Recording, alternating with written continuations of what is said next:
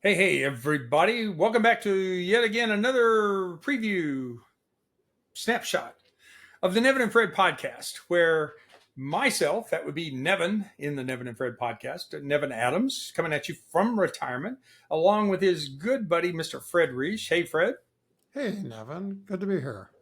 We are giving you a little preview, a video preview, because some of you like to see us as well as hear us.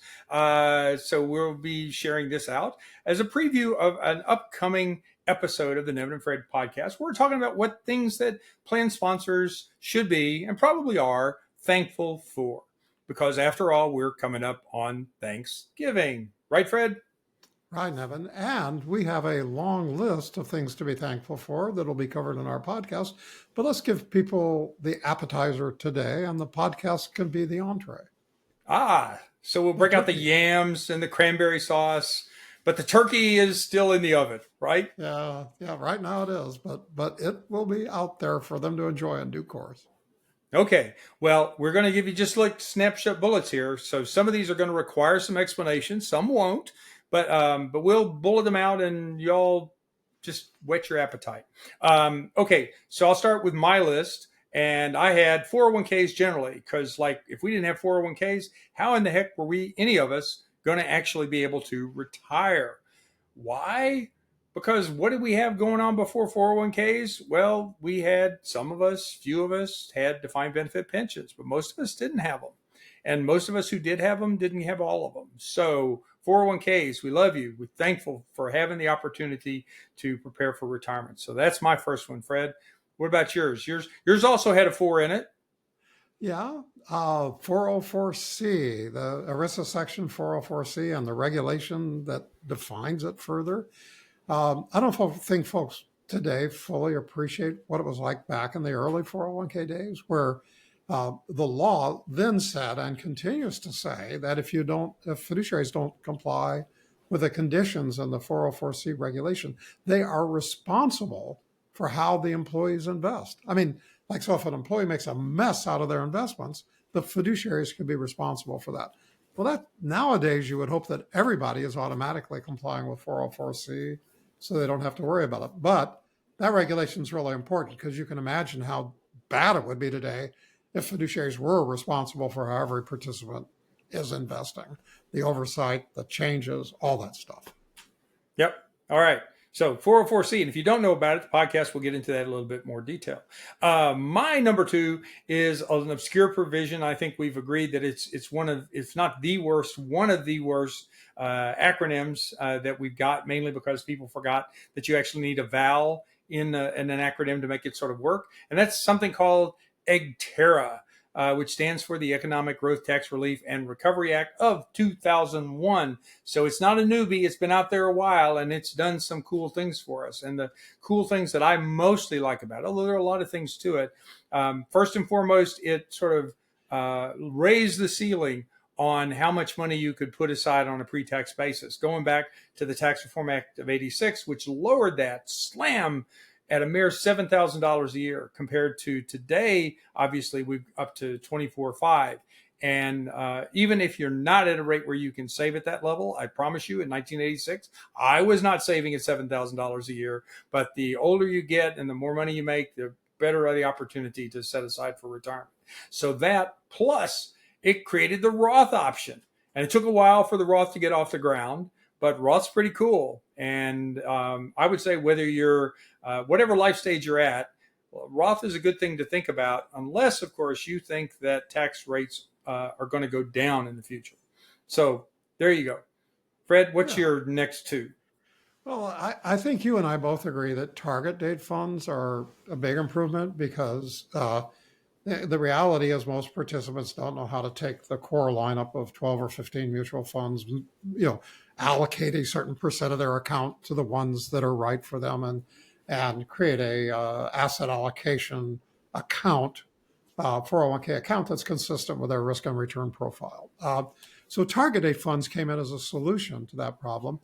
But then later, target date funds, well, a little bit later, almost hand in hand, target date funds evolved into being one of the qualified default investment alternatives, QDIAs, where it created a fiduciary safe harbor. And that's significant because if a participant doesn't direct the investment of their account, the fiduciaries have to invest it. That's the law. They have to, no choice. They have to invest it and they have to invest it prudently for that participant. Well, what could be easier than a target date fund to provide both fiduciary protection as a QDIA, but also to be like a plug and play thing? All you need to know is the birthday, and then you can just program it into work. And then if the participant doesn't like it, they can elect something else. So I think target date funds, both as an investment solution and as a safe harbor for fiduciaries, is a pretty big deal. I think a really big deal, which is why number 3 on my list, overlapping with that just a little bit, is the Pension Protection Act of 2006. Something to be really thankful for because it actually empowered the notion of automatic enrollment. It didn't create the notion of automatic enrollment. It gave it some structure, provided a safe harbor, told plan sponsors how they could implement that kind of program and make it work. Introduced, as you said, the concept of the qualified default investment alternative, and included among that list of possible candidates target date funds as well as balanced accounts and or managed accounts. So it gave some options, but it gave some structure. It cleared up concerns that had been there about wage garnishment laws that sort of stood in and limited things. But potentially, most importantly, the Pension Protection Act created what I see as floors, not ceilings for this. So yes, default contribution amounts set at 3% under the safe harbor, but now increasingly what you see is plan sponsors choosing rates that are 4, 5, or 6% as a default, because we all know 3% is not really enough. It just gets you started. So it created a floor, not a ceiling, and plan fiduciaries are taking advantage of that and are improving programs and savings rates to go along with it. So that's my next one. What about your My next? next one, Nevin, is probably the most controversial one. And to a degree, I am thankful for plaintiffs' attorneys. And what I mean by that is, that more than anyone, absolutely more than anyone, plaintiffs' attorneys have focused the public's attention, everybody in the 401k community's attention, on the costs of investments and the costs of record keeping. Now, there are a number of people saying, and I can't disagree with them, that it's gone too far now. But getting it going, those lawsuits that got everybody focused on not paying too much for record keeping, not paying too much for the investments, that really has inured to the benefit of participants. Because if you look at plans today, and I would say in combination, by the way, with the 408b2 disclosures from about 14 years ago, all that together has really, I would say most plans today are very well priced with very good quality investments. And that just didn't happen out of the blue. There were causes. And I'm grateful that we are where we are today. And I do have to tip my hat, at least to a degree, to the plaintiffs' attorneys. Well, to the ones that know what they're doing and are thoughtful about it, and they do exist, just not all of them. Right. So anyway, and then last, because we want to leave you all with some things that you have to listen to the podcast for.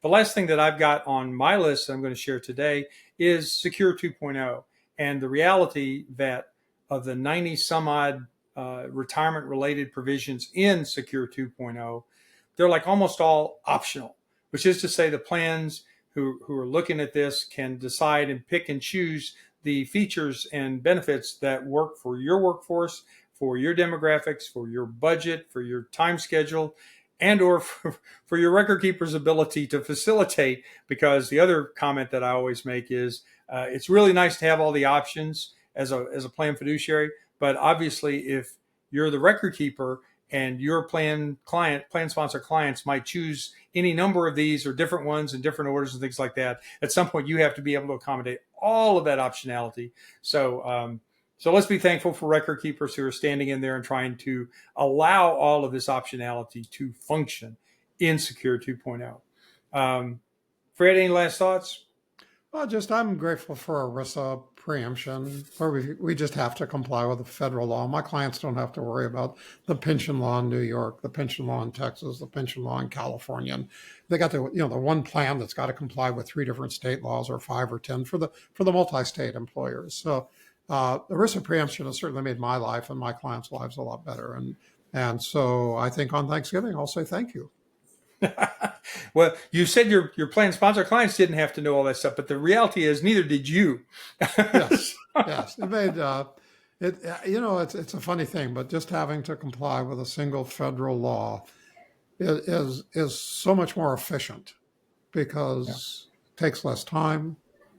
It's defined by regulations and advisory opinions and letter rulings, and so you have a body of law. It's a voluminous body of law, but it is a single body of law. That helps a lot.